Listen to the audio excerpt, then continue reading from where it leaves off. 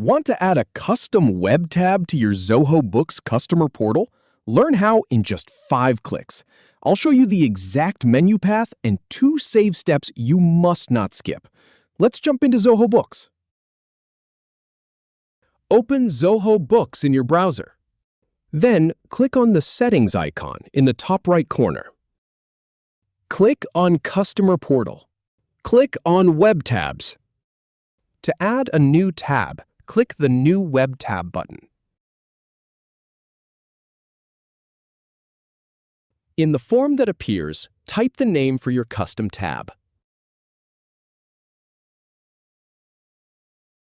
Then, enter a highlight or description for the tab.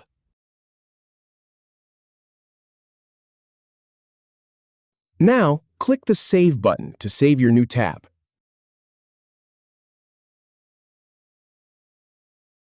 Then click Save again, and that's it. You've created your custom web tab.